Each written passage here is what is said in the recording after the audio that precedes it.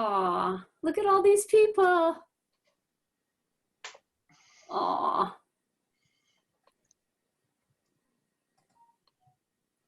Where do you see them? I don't see them. They should be at the top.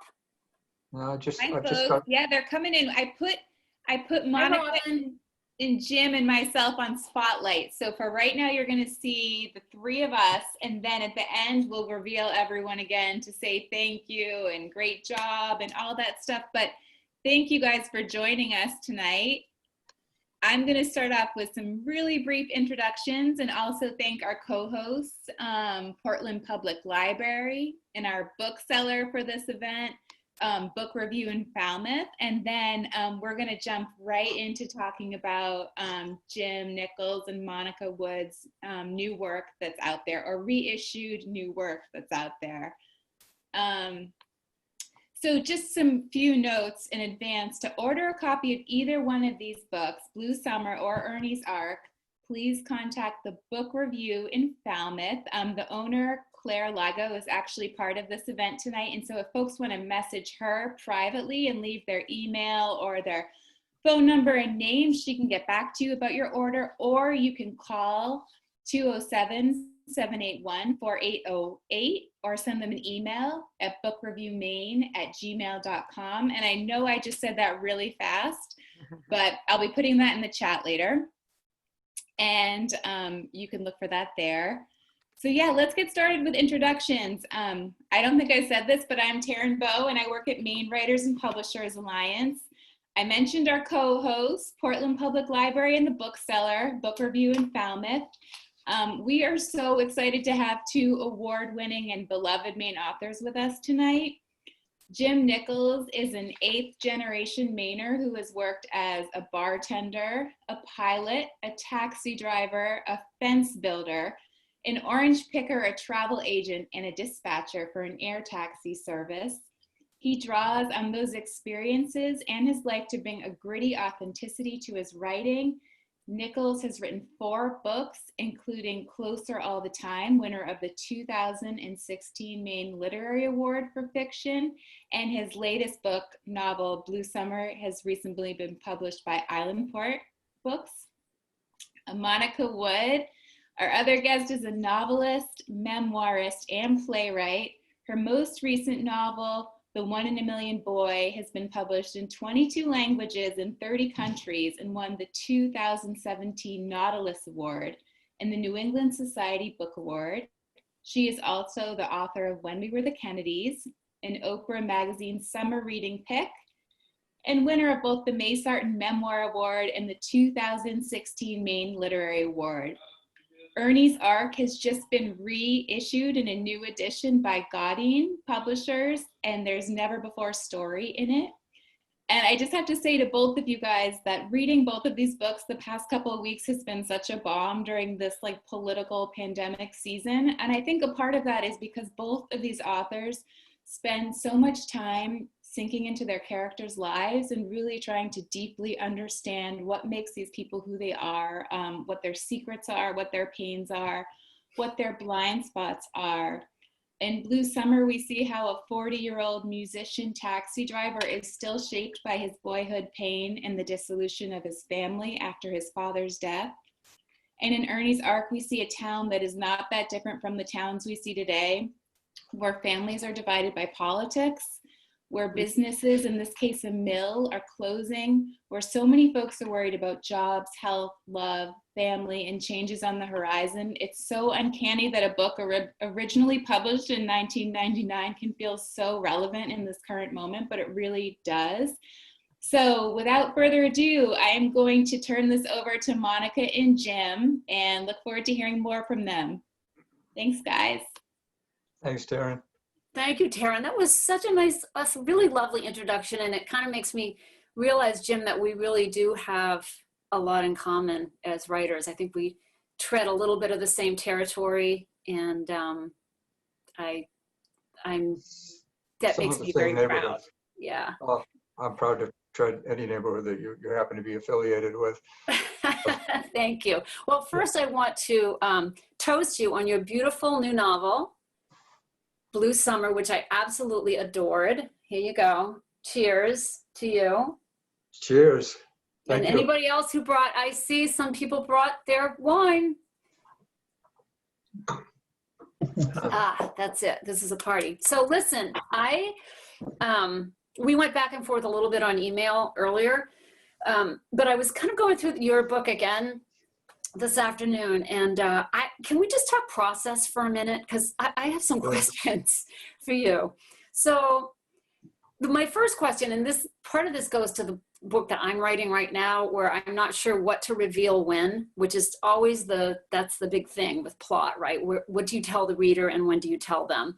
This one opens right away with, we know that the protagonist, Cal Shaw, who is this horn player, kind of a down and out horn player, and he writes this very short prologue from prison in Maine. So we know that he's done something that got him into Crowbar Hotel, but we don't know what it is, no idea.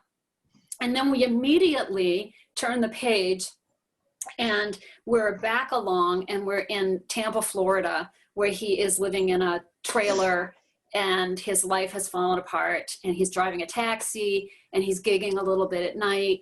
And we sort of forget, because we don't get another sense of the prison until, at the end of the book. And so we kind of forget, you start telling the story and we're in the story, and I anyway, completely forgot that he was writing this from prison. So I'm wondering what your deliberation was about whether or not to tell us at the beginning or to wait, or what? Was it something that you wrestled with? No, actually, it's more blatant than even what you stated, because I think in the second paragraph, he talks about headlines. You might know who I am, Right. And one of the headlines was, musician kills stepfather with trumpet. Right. That was it, yes. Yeah, and so for some reason I wanted to throw that out there. I don't, it was almost, I wanted to see if I could start that way. And then, as you say, sort of have it pushed into the background so that when you come back to it at the end of the book, it suddenly kind of explodes in your, in your mind. Oh yeah, he's got the trumpet. Plus, we meet the stepfather, once we're into the story a little bit. And so the first time we meet him, we go, oh, wait a minute. We know this guy's dead. And we know he was killed by the guy who's telling us the story. But we still have no idea how all of this has transpired. So it just makes for a lot of dramatic tension, I think. But I just wondered if there were other ways that you did it before you landed on that. Yeah, I went through a lot of different incarnations, and that the prologue was actually a pretty recent addition. Oh, it was, okay. I wanted something dramatic to start with, because it kind of immediately went into backstory, and it seemed dramatic, a dramatic effect. To kind of shock the reader at first and make them want to turn the pages. Yeah. And then, but I did kind of want to push it into the background after that. Yeah. So basically it was a blatant device to reel us in. Sort of. I just like the feel of it, I mean, how often do you get to write, a musician killed his stepfather with a trumpet? I have never written that line personally. I don't think it's ever been written before. And nobody can steal it now. No. I have a friend, we go back and forth, my friend Patrick. And this all started with when my husband was at a bookstore, and it was right when the Da Vinci Code came out. And that's not my cup of tea at all, that kind of book, that kind of story. But I'd heard so much about it. It was on the bestseller list and And so my husband is reading it and he's saying, I don't really think I like this writing that much. And I hope Dan Brown's not at this party. And I said, really? Well, read the first first line to me. And I think the first 3 words are renowned Harvard symbologist. And I'm like, okay, no, I'm not going to read that book. And so since then, I've had this theory that you can tell if you're going to love a book by the first line. And you've got two first lines, really. One is that prologue.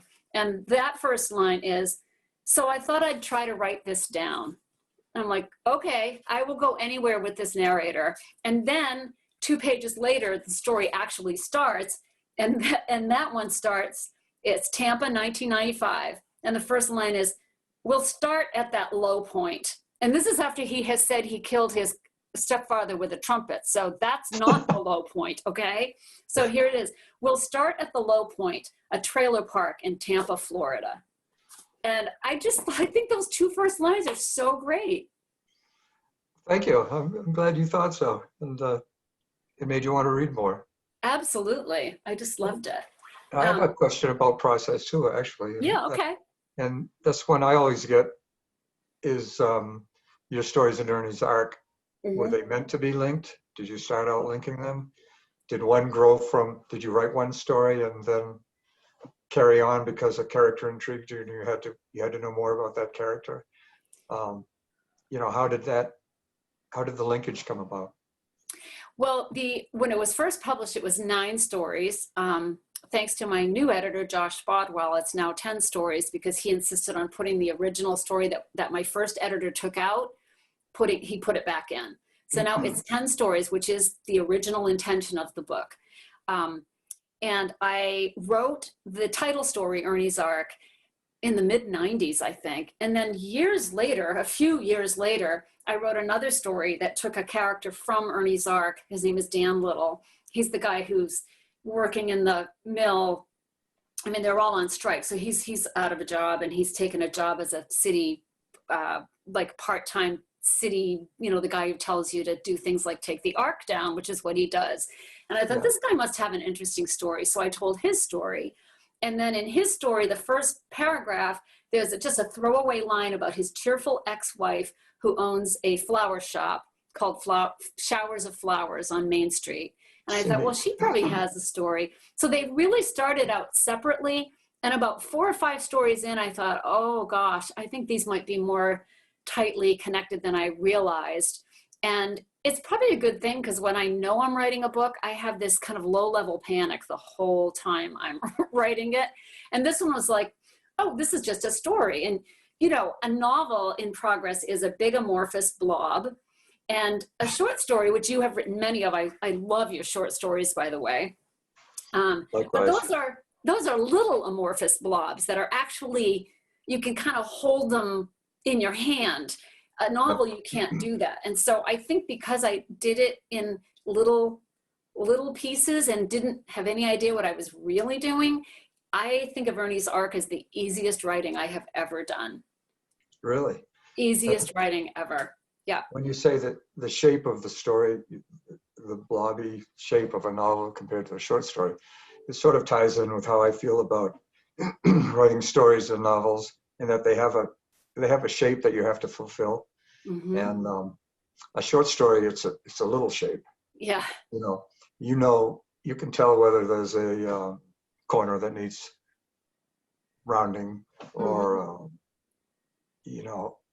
anything of that sort. Whereas a novel is almost like a collage of different shapes. And so you had all these little shapes combined into a big shape of Ernie's Arc. Yeah. So you sort of combined the two deals. I guess I did. And it's funny when you talk about that big shape, what I did at the end, when I had the final story, or I didn't know it was the final story, but anyway, I had what I had. And I went away for a couple of weeks to a friend's place in Virginia. She lived in this tiny little town called Pilot, Virginia. And down the lane was her late mother-in-law's house that they had kind of turned into a little retreat for writers. And she invited me down. And I spent 2 weeks there, and I had the whole book. All the stories were written, but they weren't, how can I put this? They weren't lyrically linked yet. I did a lot of rewriting, and part of it was because the time was all fluey, like it was June in one story, and then the next story it was the previous November, or it didn't. because I wasn't doing it that way. Yeah. And when I started doing that, I realized how language dependent even things like what season of the year it is. So I would take out like sometimes really good lines or images because they didn't match the season that I was in. Do you know what I mean? So it was a lot of that kind of meticulous work. And that's the only time when I thought, oh my gosh, I'm going to throw this thing right out the window.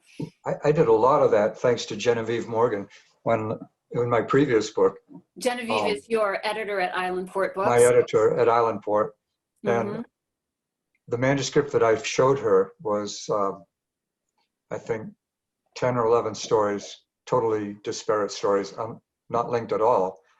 And, you know, her suggestion was that I link them in some way. So Wait, you're not talking about Blue Summer. You're talking about your earlier... My previous book, yeah. Okay, yeah. But sort of the same thing that you were talking about. I had to go back and find associations and find ways to link the stories and just what you were talking about 5 months more work. Yeah, it is. I mean, it's not just, okay, just a couple of weeks and you're fine. It's just, it takes a long time to do those meticulous little, it's all the detail work, but I think that's the difference between a book that's okay and a book that's really good. It's just attention to that detail is so important. It's like you leave yourself clues and, you know, on the third revision, you'll see a clue that you had left on your second revision that you weren't really conscious of. Now it leads you in a different direction, or it brings another character more fully into the story, just because of an offhand comment that one character might make, and little things like that, little signposts, little clues that sort of lead you to all the connections that make the book work at the end. Yeah, I totally agree. Can I talk a little bit about the music in your book? So your character is a down and out horn player, and he is writing this composition that comes to him, and it's called Blue Summer. But he doesn't know what it is at first. It's just kind of, you know, rattling around in his head. And it first comes to him when he's listening to the cars going by on Dearborn Street, like that. I love that. It's just so, it just puts us right where he is in this crappy old trailer, and you hear the zing zing of the cars going by. And so what he does, I'm going to just read your own work to you right now, because I love this so much. So he says, this is just about how music comes to him. So he says, at first it's barely present, like a leftover piece of a dream. It doesn't flicker and fade though, and then it takes on enough shape that I can hear it clearly. There's an intricate run of pure sounding notes. It's different and interesting, a bit gloomy, and my right foot starts to slowly tap. And then the next thing I know, a piece of lyric joins the party, which for me always means things are moving along. The words themselves aren't important. Most of them won't even survive. They're just placeholders, rhythm makers. And then a couple paragraphs later, he says, I tap out the rhythm against my chest. I love that image of him tapping his own chest with the rhythm, and then whistle it softly on the intake to be quiet. And to fix it in my mind, I snap open the beat up cornet case that's always on the floor nearby. I want to feel what it's like to play it. I take out this sweet little Olds that I picked up in a pawn shop in New York City, touch the smooth mother of pearl caps and flutter the valves, liking the silky action and the pluppity-plup sound that I always imagine is a soft little musical engine trying to start. I just love that so much. And it's how it feels to begin creating something. Yeah, I really like the image of the, you know, that sound that you make when you play with the valves on a trumpet. It is like a little, it's like little cylinders in an engine. They are little cylinders, but they're little musical cylinders. Yeah. But yeah, it's quite a process. I mean, you're a musician. Have you written songs? You must have written songs. I've written some songs, yeah, not good ones, but I have written songs. Same I with me. play the guitar. Yeah, you're a trumpet player, right? No, I toot on a little bit. I have my father's old trumpet, and I've learned I can play, a couple of bars of this and that, but my embouchure is not that great. Mm-hmm. But I play guitar, and I used to play keyboard. When I was a kid, I took piano lessons. Did you take piano lessons when you were a I kid? never did, and it's a big regret. I thought everyone took piano lessons. I did. Everybody did, but I didn't. Well, I was pretty good, although I never learned I never learned the theory or the scales and all that. But I did play at the State House when I was 12 as You part did of not. I did as part of a music teachers sort of deal where they gathered up certain students and took them to Augusta and let us play in the Capitol. Oh my gosh. Do you remember what you played? I think I played La Donna Mobile. Really? Oh Yeah. my gosh, that is the sweetest story. It was a simplified version of it for a 12-year-old, of course. Yeah. But anyway, I've done this and that in music, and I've written songs, and I think it's also quite comparable to writing a story. It's the same thing. You have a shape that you're trying to, I don't know, it's a sort of a synesthetic thing. Do you feel Yes. that too? Mhm. Colors and shapes, and the Yep. story sort of have to fulfill them to make the story work, or the song work, or a painting work. Mhm. So I think they're very comparable, and writing about music isn't that much different than writing about prose. Well, I'm glad you brought that up, because the other part that just laid me flat was it's on page 100. And he's, well, here's the thing too, that I love what you did with this, because first you're thinking, okay, there's all this music, this guy is composing something, and this is to signify character. Like, this is who this guy is. He's a musician. He sees the world through a musician's eyes. And that's great. So it kind of grounds us in who this guy is. But then we go to this long flashback sequence that goes back to his childhood and we meet his father and his mother and his beloved sister, and then the stepfather who comes in after the father dies. And then when we get back to the trailer in Tampa in 1995, he's still working on this thing, but now it's about his sister. And you realize that this thing isn't just coming from nowhere. It isn't just because this guy is a character who's a musician. It's because this is what the story is. And I just loved how you did that. I thought it was brilliant, actually, and I was very jealous. Thank you very much. So the thing I wanted to read, though, is this. So, and I felt like this was this could be the description of how to write, of what how we write, not about how to write prose, but how it feels like to write something that's hard. So he says, I take the horn and stick my fingers in the bell to mute it, not expecting much, but open to anything. Because sometimes if you take yourself by surprise and just start playing, it gives you a different angle, totally like writing. I sit on the fold out, aim the horn down between my knees and play, cruising quietly into what I already have, swinging up to where I left off, hearing piano chords in the background. Then I jump to a place that works as far as scale and key, but it feels too ordinary.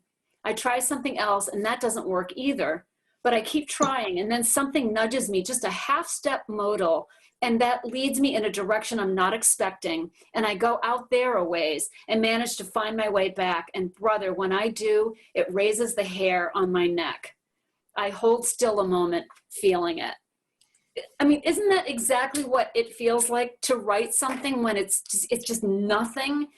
When that big blob suddenly starts finding a shape? And you go off in a direction, and sometimes the direction doesn't work, it's a dead end. So you have to circle back, and so you start at the beginning, at least I do, and work up to that point again and hope that some momentum will bring you along to a different path. And that if you keep doing that, if you do it enough times, eventually you hit the right one, which reminds me of what we were talking about earlier about endings. And the Hemingway quote that I throughout, which occurred to me when I read your short stories in Ernie's Ark, because you have such killer endings. I can't think of anyone who ends the story as well as you do. Oh, thanks. Not to mention a novel. For example, the 1 in a Million boy, that ending is like, it's so lovely. It's heavenly. Anyway, chokes me up a little. Wow, thanks, Jim. But Hemingway's quote was, out of 100 possible endings, the writer must choose the one inevitable ending. And I wonder if that, I know you're not a big Hemingway fan, but I wonder if that one quote resonates with you, and if you think that your own beautiful endings come about in the same sort of way, that you have all these choices and you have to make the perfect choice. Well, I think if we think we have to make the perfect choice, then that's too much pressure. But I'm like you. I just keep rewriting to that place, and then every time you get there again, some little thing has changed. You figured out something else along the way. And my feeling is that, and I do love that Hemingway quote. I don't hate Hemingway. I just think he's overrated. But we can get back to. He's like the little girl. He's like the little girl with the curl. When he's good, he's very, very good. Very, very good. When he's bad, he's horrid. Yeah. This is true. Yeah. But what I do, I think with my endings is, if I can't get the ending, then I know there's something wrong, not at the end, but somewhere else in the process. It's either sometimes it's the very beginning, sometimes, and this is like utter despair, it's the very premise on which you hung the whole damn thing is flawed. Yeah. So you can't end it until you fix that. Mm-hmm. My favorite story in Ernie's Ark out of all of them was Take Care, Good Boy. Oh, that's my favorite too, Jim. It is? Yeah, Well, it is. Cheers. I'll drink to that. Thank you. And I wanted to read the ending because I love the whole story. It was a beautiful coming of age story. This kid that we've met earlier in the book, Kenny, we've only really seen him through Cindy's eyes, unless I'm overlooking something. No. But Mm-hmm. so we had a sort of an impression of him as a disgruntled, rebellious. I didn't think there were mosquitoes in New Mexico, but anyway, he's sort of an edgy, disgruntled, sassy kid. And then when we come upon him again in this story, Take Care, Good Boy, he's so much deeper. There's so much more to him that you see. He's trying to find who he is. He's trying to find his identity. His father is basically an asshole. So that's not someone that he can take after, really. And there's all this stuff with Francine that I probably don't have time to go into that. But anyway, he inherits a cabin up in Maine from his great uncle. And he's a thorough aficionado. To him, this is like, a gift from heaven. He can be thorough. He can go to Maine and move into this cabin. And so he does, against his father's wishes. But when he gets there, he finds these calendars that his great, it's a beautiful device. It's not a device. It's so integrated in the story, but he finds these calendars that his great uncle had filled out year after year for decades. And it turns out his great uncle was kind of a thorough character. And he latches onto that he starts wearing his uncle's boots and coat, going to the diner, and he's trying to grow into his uncle's, this is how I see it anyway, he's trying to grow into his uncle's Thoreau-like character. And then he discovers the owl that's not supposed to be there in that part of Maine. And that's like a great Thoreau-like, uncle-like discovery. Anyway, he starts crying because he sees that he's just been sort of playing at growing up, becoming a man, becoming someone as authoritative or as with the quality of a Thoreau. And he sees that, but it's also sort of an epiphany as well as a catharsis. And he sort of turns into his uncle at that point, to me. He invites the bird watchers up, and the ending, I have a hard time reading your endings, but I'll try and get through this one. He says, the bird watchers had all come to see this rare owl. And he turns into this host at the cabin. And that's sort of him really coming of age to me. So I want to see where to start here. I'll just start at outside. 2 cars pulled up, expelling big-eyed people in bright parkas, carrying all manners of optics, looking up, around, then starting uncertainly down his vacant drive. Iris, who's the waitress that his uncle sort of loved, I think. Iris pulled up behind them and leaped out, directing the little band like a tour guide. They were chatty and animated like the birds, ambassadors of the teeming world. He opened the door and waved, shrugging on his great uncle's field coat. I love the field coat. In his head, he was already interviewing deserving buyers, gentling the house into another man's care. See, he doesn't need the house anymore because he's becoming who he should be. Splitting the proceeds with Francine, his sister. He would keep the pipe and the ashtray stand and the soft wing chair. He would twine the calendars and his own pallid notebook into a keepsake bound with ribbon or string. He would return to the enraged town where he did not fit in and leave again when it was time. The bird watchers had gathered out back. One of them squealed with discovery, her mitten lifting like a flag. Kenny opened a tin of coffee, stacked 10 cups, all he had, on the table, took some muffins from the freezer. Time felt short and tottering. He pulled on Ellery's boots and went out to greet them, then showed them the exact spot where the owl first appeared. He swept his hand over Ellery's generous land, a gesture rich with love and knowledge, one he hoped a good man might recognize. It's beautiful. Oh my gosh, Jim, thank you. That is a pretty good ending, I have to say. It's like I said, your endings are killer. It's actually inspiring to read your endings because it makes you want to work harder at your own endings. So thank you for that. Well, I feel the same way about your beginnings, so there. Maybe we should collaborate. Yeah, just swap off a little bit. Yeah. Trade one for one, maybe. Yeah. I'll trade the start and the finish. Mm-hmm. Another thing I really loved about Ernie's arc was the voice. To me, I think only 2 stories were first person. Mm-hmm. The rest were all third.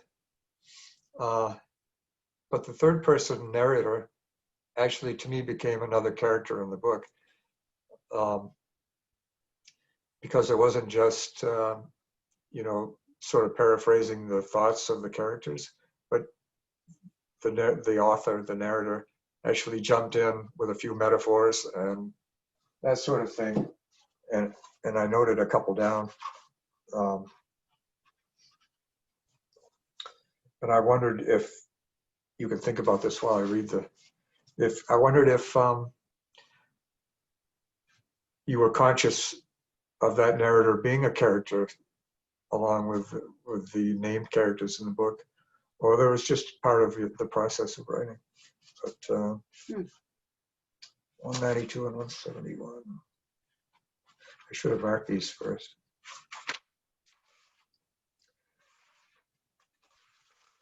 This is a third person narrator speaking about Kenny. And it's when Kenny has inherited the cabin and is up there sort of becoming his uncle. And he's talking about walking into town and getting some groceries. And the narrator says, though it was a far cry from a trek through Thoreau's woods, to Kenny, who had been dragged by the hand from one town to another since he was old enough to walk, a trip to the grocery was the equivalent of killing and eating a bear. That's the narrator getting metaphorical and chiming in with a comment. And I really liked that. To me, it really worked. It worked really well during the book. There are lots of other instances of that. I just wondered if it was a conscious decision, if it's just the way that you write. Well, partly it is just the way I write, but I think the way I think about third person narration is that, you know, in the old fashioned, like Victorian novels, it is a character. It's the dear reader. This is how it all unfolded. We can't do that anymore. That's not done. It's very old fashioned. But what we're doing is kind of the same thing in a way. We are giving these characters who are not articulate and not lyrical and not as self-aware as they could be. How I think of third person is we are funneling their experience into words that they would use if they had more of all of those things. So you wouldn't use a metaphor or a simile that was completely obviously outside of their experience. Like he wouldn't be, you know, talking about, you know, building the inner workings of a spaceship or something that, you know, he has never experienced. But that's how I feel about it. An elegant third person is really just funneling the experience of your character into a more elegant form that is still true to their experience. And it, as you know, it's harder than it sounds. Maybe it sounds hard, but it is hard. Yeah. You can't go too far out on that metaphorical limb or you'll lose touch with the character. Exactly. Excuse me. Mm-hmm. But yeah, I see what you mean, that killing and eating a bear is something that Kenny might not put into those exact words. Right. But it's wouldn't be foreign to him. Right. And it's coming, it's what it is it's a way of saying to the reader, of Kenny saying to the reader, which he can't because he's not speaking, but him communicating to the reader that just the fact that he is now on his own, he has to walk down this long road to go to the Pick and Pay to pick up bread and milk, seems like the biggest, most fearless thing he has ever done in his whole life. And he wouldn't say it that way, so I have to say it for him. That's how I feel about that particular kind of third person. That's good. Yeah. The other first person story was not McHenry. Oh. It was Henry McCoy. Yes. And, is it okay if I read a little bit of Henry McCoy? Sure. Because that was such a voice. It was a man's voice. Mm-hmm. Didn't matter a bit that a woman wrote it, as it turned out. He's so characterized by his voice. Mm-hmm. I mean, you know exactly who Henry John McCoy is just by listening to his thoughts, which is sort of a stream of consciousness with McCoy talking. But he says in the story, At the Mercy, Henry John McCoy, he's the head of the paper company. He says, I am not a patient man. I wish I were a little more of a wasp and I could speak in his tone of voice, but I'm not a patient man. My daughter is reading poetry aloud in the seat next to me because, she says, she's always loved poetry. Her mouth opens and closes over the words. wide, narrow, wide, narrow. I love that.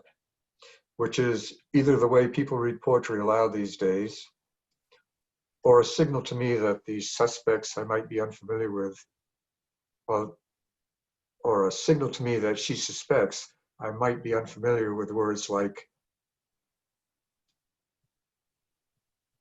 urticant or sidereal, which I am. My daughter's abiding love of poetry is one of many facts that I have not, she says, managed to apprehend about her character, either because I was never home, which is true, or didn't give a sweet goddamn about the machinations of her in-short soul, she says. His asides are, his parenthetical thoughts within his thoughts. Why I agreed to this trip in the first place, I cannot say. I've got a paper mill famously on strike, a fleet of overpaid lawyers getting their intestines rearranged by a couple of crew-cut federal-type mediators in cheesy suits, a cabal of accountants secretly floating trial balloons to South African buyers, and a squadron of attorneys sifting every United States labor case since 1870 through an extremely fine sieve so that if I'm forced to fire the 700 replacement workers I hired 8 months ago, I can find a way to cut the damn place loose and stay out of jail in the meanwhile. Yeah, that's Henry. I like No, McCoy a lot. that story, it's basically a monologue. And that was the beginning of my play Papermaker. That's where the play came from. And when I was in rehearsal for Papermaker, the guy, his name is Tom Bloom, incredible actor. He was playing Henry John McCoy.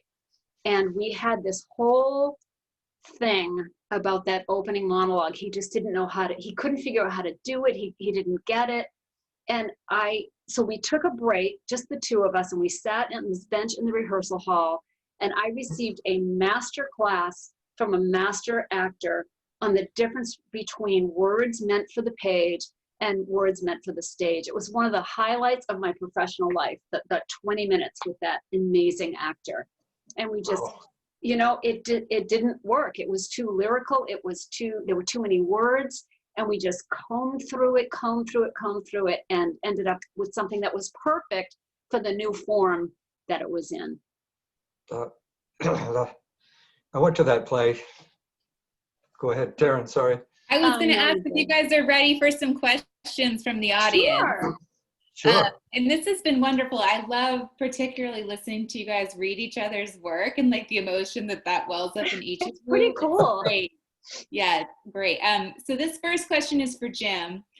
And somebody in the audience wants to know if you can talk a little bit more about the character of the mom in your book, and how specifically did you develop her, and how did she kind of come into being for you? Oh, well, Betty was from Palo Alto, which explains a lot, but she was a cold person, just a cold-hearted person who I sort of had to discover why she was cold like that. And it turned out that she was a late arrival to her mother and father. They were in their mid or late 40s when they had her, and they weren't loving parents. She grew up in a sort of a cold and heartless family. And when she married Jack Shaw, who was Cal's father, she started to come out of that a little bit. And I, in the book, we talk a little bit about how that stony heart that she had from childhood started to grow a little warm place. And then he sort of stupidly went off and died. And that warm place couldn't really survive without him. And that turned Betty even colder, or prevented her from coming out of that and becoming the mother that the kids really needed. So it was a process of discovery. I knew she came from California because he'd met her during the war on shore leave. And I didn't know that she had cold-hearted parents. And when I found that out, then that sort of explained the character of Betty to me. Does that answer the question? Or is that helpful? Yeah. Don't you think it's neat though, the way characters Great. just come the way they are, and then it's our job to figure out why they're the way they I do. It's mystifying sometimes. are. Hmm. Uh, they do something. They do something that you don't expect, and then you have to figure out why the hell did they do that? Yeah. Where do they come from so that they could do that? So I have another question from the audience for both of you. And it's, how much does Maine as a place serve as an inspiration for both of you guys? In both of these books, the character's moral center feels very Yankee. Well, Jim and I are both Maine kids, and Yeah. I think for me, I don't know. I mean, it's so hard to know because I've really never written anywhere else. I mean, I'm a Maine girl, so but I think that I find other people coming here find great inspiration here, and we have such a long, rich tradition of writers in Maine. It's unbelievable. And the community we have right now in Maine is so warm and loving and completely non-hierarchical and supportive. I just think we're really, really lucky to be Maine writers. I'll second that. I know I'm always proud of other Maine kids that do well, like Monica and Ron Curry, Jason Brown, Kenneth Roberts. I feel such a kinship with people who are Maine kids through and through, and it's different. Not better or anything, but just different from friends who came to Maine because they love Maine too, but they didn't, they weren't here in 1639 like my ancestors were when their ships sank off Pemaquid during the Great Storm of 1635, I guess it was. Wow, you go that far back? Well, that's when one branch came in, the Blaisdells. Wow. Yeah, but it's a different thing. It's kind of an organic thing. So I think you're bound to write about if you have that many, hooks into an environment, you're bound to write about it. That makes sense. Another question is for Monica, and this is about the arc. Person writes, I love the arc. Where does it come from? Oh, you mean the idea of the arc? Yeah. My husband now disputes this story. He said it happened a little differently, but how I remember it is, he told me, this is when we were first married, like 40 years ago. And he said when he was in college, he went to college in Pennsylvania, and he was living in a farmhouse outside of Swarthmore, Pennsylvania, and with a bunch of other kids in this big house. And there was this neighbor they had next door who was nailing boards to a tree in the middle of the night, all night, with big lights and all this stuff, and they'd hear this. And one of them finally got the nerve to go over and ask what he was doing, and he informed them that he was making an ark because the flood was coming. So that's what and that idea rattled around in my head for about 25 years, and I finally found a place for it. That's great. That's great. I thought it was interesting that Ernie actually started on the whole arc thing by picking up the sticks from where the kids had ridden across his yard, and it's like he was in a bad mood, but when he picked up the sticks, it sort of changed him. It was a strange sort of association between the bad of the kids and him trying to make some art out of those sticks. Yeah, it strikes me too, Jim, that in some ways is also a metaphor for writing. You pick up a stick and it becomes an arc. It's the little thought in your head, and then suddenly it becomes something bigger and bigger. Yeah. Making an arc out of little sticks. That's a pretty good metaphor for writing, I think. I really like this next description because I think both of you do it so well, and I love the way the person phrased this. I always appreciate authors' striking descriptions that make me smile, for the thought, for the unusual language used, or a great turn of phrase. I wonder how it makes a writer feel to accomplish that, and does it take a lot of effort? For instance, the waitress is a hollow-eyed coat rack with hair that looks burned at the ends, from Monica's book. Oh, that's a hollow-eyed coat rack. I think that was a little typo there, but yeah, I love. I don't you, Jim? Isn't that like your favorite part of writing? Is the sentence to sentence? I mean, the big stuff is hard. It's that little stuff that's so fun. That's the fun part. Yeah, that's like what Cal says when he says, well, I make my way back when I do, the hair stands up on my neck, you know. It's like if you really kill a sentence and Yeah.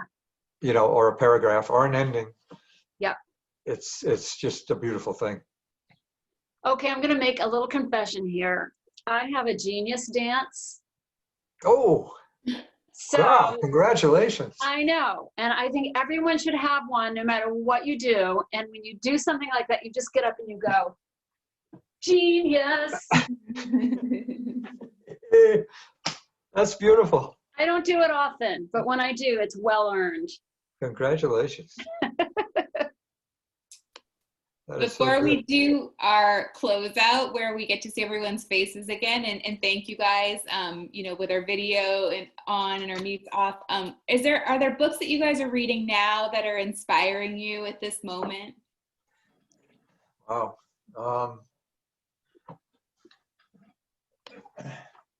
I'm reading Cargill Falls. Oh my God, I love that book.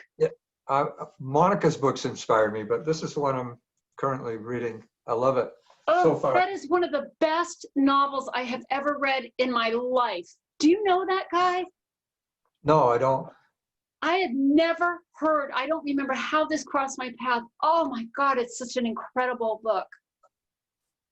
Oh, that's good. Well, we agree on that one. Yeah, wow. I'm waiting to read Alice McDermott's book Oh, I love her. called The Ninth Hour. Oh, I haven't read that. Have you, Jim, have you ever read, this is one of my favorite novels ever, and it just popped into my head. Last Night at the Lobster by Stuart Onan. No, I have not.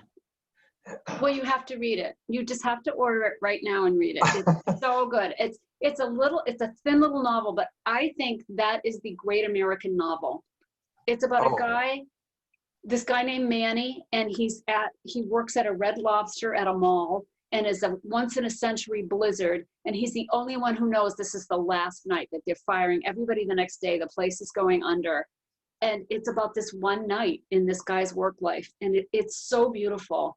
It's one of my favorite novels I've ever read. And Cargill Falls, man, that will stick with me forever. I will have to get that right away, as you say. Really, really good. I keep actually a little, I have a book journal because I can't remember anything I read like 2 weeks after I read it. So the last book that made me laugh out loud is called Dear Committee Members by Julie Schumacher. It's an academic novel. It's about a guy. It's the whole book is written as recommendation letters, and you get a whole story through this. It's hilarious.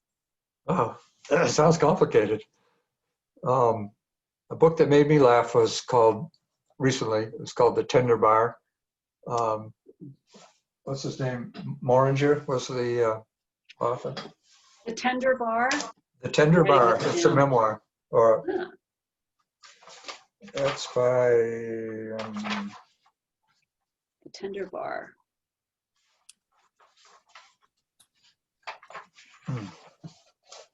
Can't remember his first name, but his last name is Moringer. Moringer, okay. And it's a memoir? Yep, my brother John introduced me to that. Great, I'm gonna get that. Yeah, and I'm definitely gonna get the Onan book. Oh, you are gonna love it. If you don't love it, I'll refund your money. Okay. What's another one? The The Last Bus to Wisdom. Have you ever read that? Mm-mm. Yeah. I wrote it down, but now I can't find my note. Anyway, Okay, it's never in mind. here. Great. Well, somebody asked, and we'll try to follow up with this list because you guys have compiled a nice little reading list for us, and we can send it to folks who attended tonight. Which Oh, good. we'll Ivan also Doig. Ivan Doig. Ivan Doig. Okay. All right. Well, thank you guys so much. I'm going to ask everyone to put their videos on, unmute. We can try to do a gallery view. Raise your glass, clap for these guys. This was fantastic. It's such a joy to read your books, and so lucky to have you here tonight. Thank you, Monica, and thank you, Jim, and thank you, Portland Public Library and the book review. Cheers. Yes. Very nice. Thank you. Hi, Hi, Ann. Hi, Ann. Hi, Ann. Ann. All right. Have a good night, folks. Bye. Thank you. Thank Thank you. Monica. Thank you. Thank you, Jim. Bye, Monica. Bye, Jim. Bye. So good to see Thank you. you, It was a Jim. That was pleasure. wonderful. My pleasure.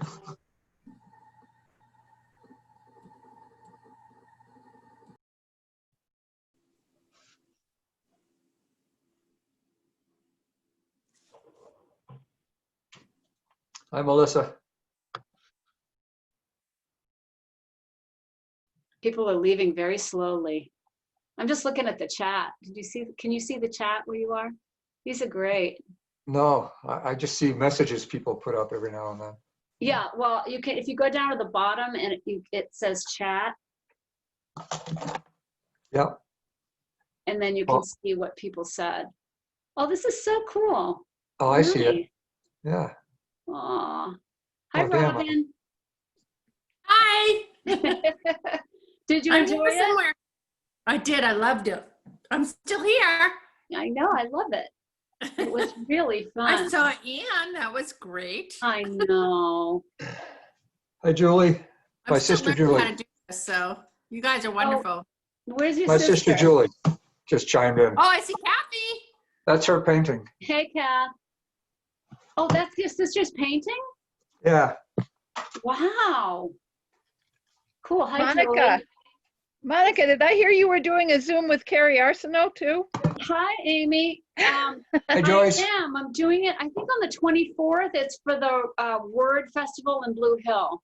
Ah, well, I don't want you to feel like I'm stalking you, but that might be my 5th Monica Zoom in a month I or know so. it. You just can't get enough. I think it's great. Good to see you, Amy. I love Good your to see bookshelf you. with all those hardcover cool books. Those are my husband's great books. Ah, nice. I love All it. right, I'm going to say good night. Okay, good night. Good night. You just want to keep, can you just speak? No. That was fun. I wish I'd seen the chat earlier. Yeah, it's cool, isn't it? Yeah. Jim, Nice. can I ask one question? Yeah, sure. We're still Um, here. Yes, good. So thank you. It was awesome. So Jim, I missed the title of the book that you picked up that Monica was raving about. And Oh, I need Cargill, to, you need to Cargill get it. Falls. Cargill Falls. Thank you. It's right here. Because people are already There it is. asking for it, so I've got to make sure I have it in the Good. store. It's William Lychek. Okay. And it's a short novel about these two little boys who find a gun in the woods. And that's all I'm gonna say. It's Okay. stunning. Okay. Stunning. It The is. writing is so beautiful. Thank you. Thank you. Yeah. Well, this was really wonderful, and I love your books, and I love you guys both. Fantastic. Thank you. Thank you for a wonderful Thank you very evening. much. My Great. dog Thank was you, trying to Claire. get in on the action. Oh, he was. Where is he? I want to see him. Yeah, see. Hello, doggy. He's Do you on have my you lap. have a Jess. dog, Jim? Sitting on my lap. Come here, Aw. Jess. I'm trying to get my dog in, but I guess he's busy having a bite to eat. Yeah. Well, thank Well, you so can't much. separate a dog from his food. And I think I I see. need to get one of those rings, Monica. Yeah, aren't they great? Yeah. Amazing. Amazing. Thank you again. Okay, bye-bye.